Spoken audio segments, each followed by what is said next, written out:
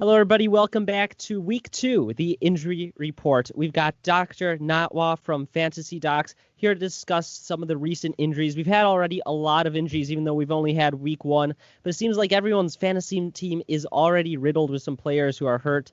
So my name is Calvin Wright from The Prophet, and we're going to sit down and we're going to chat about some of these injuries, some of the fantasy football implications, what we can expect from these players health-wise, not only this week, but season long.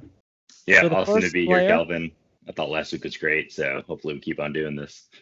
Definitely, yeah.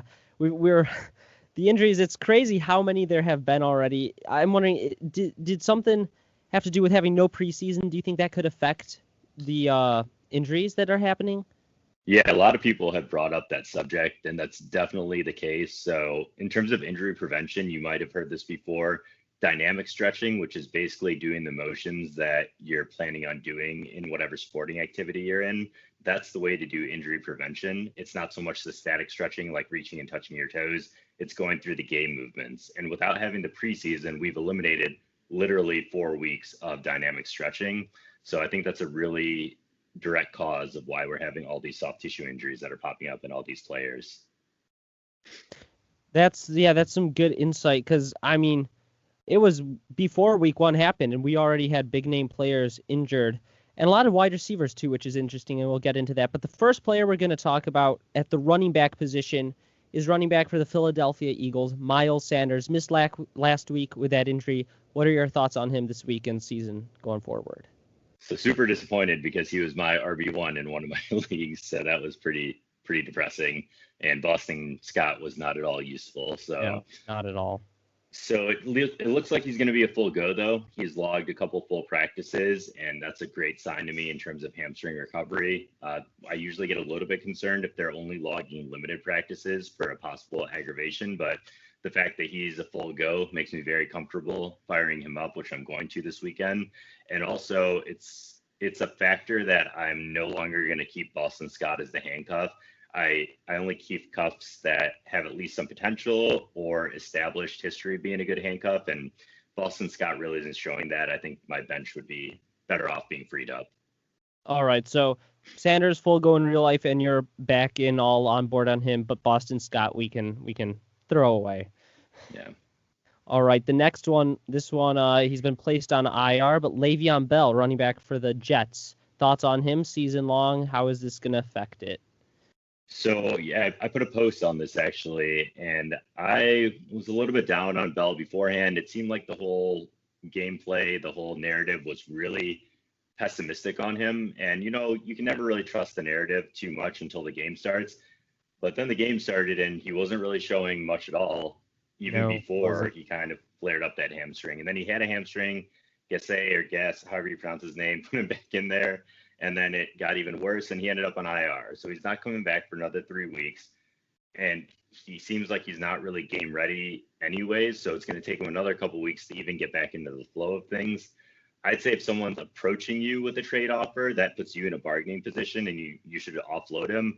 I wouldn't go searching for offers though, because you're probably just going to end up with a crappy deal. But I'm Okay. not high on him, and I would have a lot of apprehension about inserting him into my starting lineup as an RB1 or something like that. All right, even season long. And what was that a bad decision by Gates to throw him back in there after the injury? Did that make it worse? Yeah, absolutely. If someone has a Okay. hamstring strain, you take them out of the game. It's not worthwhile, and it's really easy to aggravate it even a couple weeks out from the strain. So if you Wow. know that they had a hamstring strain, like he said he knew, I just can't fathom why you would put him back out in that game. Especially when they were already down three Yeah. scores. Yeah, that is crazy. So he's pretty much fantasy wise out of the picture for quite a while. And then James Conner, this one's interesting. Seems like we could have this conversation every single year. James Yeah, Conner banged up every single already. week even. Benny Snell, he looked good, but what are you doing if you are a Connor owner? Are you panicking? Are you trying to sell, or do you think he's going to be fine? I'm stressing out about it, to be honest, just because it's just literally a bi-weekly thing with him. He just always has something going on. And these are all injuries. I think I talked about it beforehand. These are injuries that you can Hmm. play through. There are some injuries that you shouldn't play through. But if he had a low ankle sprain that he's able to come back to a full practice halfway through the week, he shouldn't have sat out that game. That's ludicrous in my opinion. And that's the second time he's had an injury that he has gotten knocked out for that is a potentially playthroughable injury, like an AC joint sprain, which he ended up sitting out for, I think, 3 to 4 weeks last year. This Yeah. one's a low ankle sprain that he missed 2 days of practice for. It seems like he easily could have played through it. And that brings me back to the point that he's just not very durable. He's a great talent if he doesn't take a hard hit, but every time he takes a hard hit, I just cross my fingers that he's going to get back up and not get pulled out of the game. So I would be trying to trade him as if he goes off this week, because there's a chance he goes off every week he plays. He's, like I said before, he's a strong running back. But if he has a great game, trade him. Trade him so fast. Do you think Snell is the guy to own in that backfield? Yeah, absolutely. He's a great handcuff. I don't think he's worthwhile starting whenever Connor starts, but if Connor goes down, great plug and play. All right. That's great. And then Marlon Mack out for season. We know that, but does this affect his career outlook? Just thinking ahead, if you're in a dynasty or keeper league, do you think Marlon Mack is going to return to what he previously was?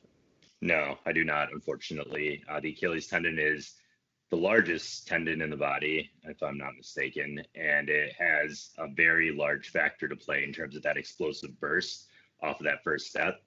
And with it being ruptured, it doesn't return to its full pre-injury level. And that combined with the low shelf life of running backs, it's just not a good recipe. He's going to be out for the next year in terms of rehab recovery. Absolutely not next year. There's a chance he could be viable the season after, depending on, how driven he is and how well his body responds to it, because there's a good amount of luck that goes into this as well, too. But so the next 2 years. Yeah, 2 years. Wow. Great news for Taylor, but it's horrible to see that happen to players, especially those career-impacting ones. And then another guy that, like James Conner, almost seems like we could have this conversation very frequently. Philip Lindsay, already banged up. What's the news there? Because it seems like he's another guy who just always something is wrong, but he's never, injured reserve. He's never out for several weeks. He's just always banged up. I'm actually surprised they didn't put him on IR with this new reduced IR of 3 weeks. Turf toe is something that can get pretty easily aggravated, and it has a lot of long-lasting issues. We talked about injuries that have issues across seasons, and turf toe is one of those, definitely. In terms of the same season, there's a lot of really high-level players that have gotten dusted by this. AJ Green, one of them. Devontae Adams last year. Devontae Adams last year was done for the entire season pretty much based on that injury, even though he kept on trying to play through it. So it's not a great injury. I don't think Lindsay has literally any value the rest of the season. I think Gordon's value definitely takes a significant bump up. And if you're getting good trade offers for Lindsay, I would capitalize on those earlier rather than later. All right. So he's off your radar for fantasy this year.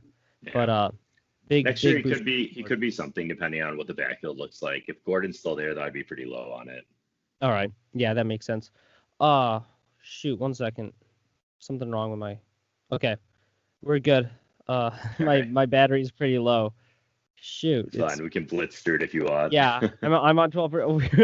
Yeah, I mean we can last a little longer. I'll just monitor that. All right. So moving on to the wide receiver position, Kenny Golladay. He's already banged up. A lot of players, they drafted him early. Thoughts on Kenny Golladay? Is he going to be able to play? Are you playing him if he does?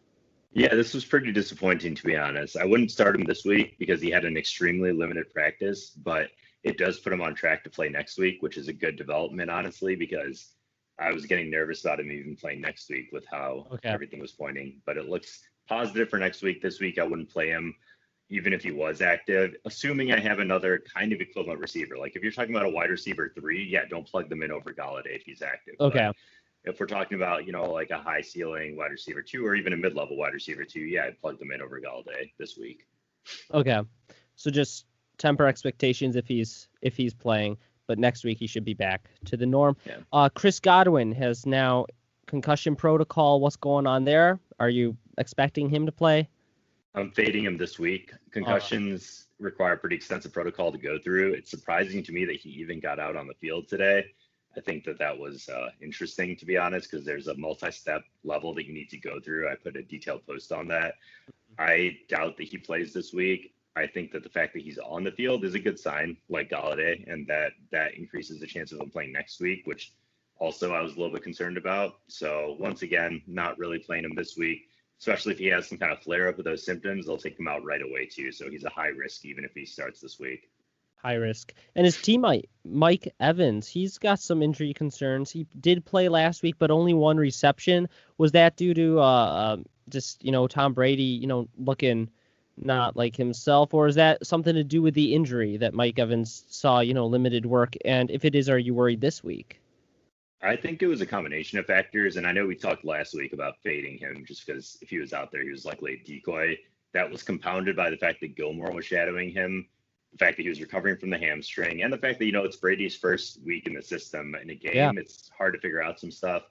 So I'm okay with playing Evans this weekend. I think that he showed that he was back from the hamstring. He didn't experience any aggravation. He's been practicing fine this week. So start up Evans if you got him. And especially with Godwin likely to sit, probably going to get a little bit more targeted share as well too. All right, so Evans is back. Godwin, though, fading. Now, the next guy, he is out for a couple weeks at least. Michael Thomas, huge blow to fantasy football players, as he was most likely your first-round pick. How long are you expecting him to be out? And when he returns, do you think he will be full Michael Thomas, or is this a type of injury that is going to limit his fantasy impact season long? So this is an interesting case because they said it's a high ankle sprain, and then they also said that he's feeling fantastic about 3 days after practicing on it. So that's the problem with what I do. When I kind of estimate and guesstimate these kind of things, I'm doing it without the imaging info. I'm doing it without the physical exam info. And I'm doing it with basically the diagnosis. And a diagnosis of a high ankle sprain is not something you can come back from in 5 days. It's just not. So what I'm wondering is if they misdiagnose it as a low ankle sprain, which, like I said before, is definitely something you can play through. And if that's the case, then I would fire him up this week. And if he logs a full practice tomorrow, I'm saying that was probably a low ankle sprain and not a high ankle sprain. And I'd be good firing him up. If he's just doing these limited practices, though, and they decide to send him out there, then I would actually sit him. And, I'd be sad if he blew up, but it just doesn't make sense for a high ankle sprain to be able to have this recovery. We had Saquon last year. Yeah. He came back early in 3 weeks, not just like 5 days. 3 weeks was considered very early. And then he was lingering the rest of the season, just kind of bombed out. And I don't know, if I'm looking at Saquon and Michael Thomas, Saquon seems like he's a little bit more athletic. I'm just Michael Thomas is a gangster, but Saquon is just like a tree. So, man, that's gonna be hard though. If he is active, but you have to sit him, that's gonna feel so horrible.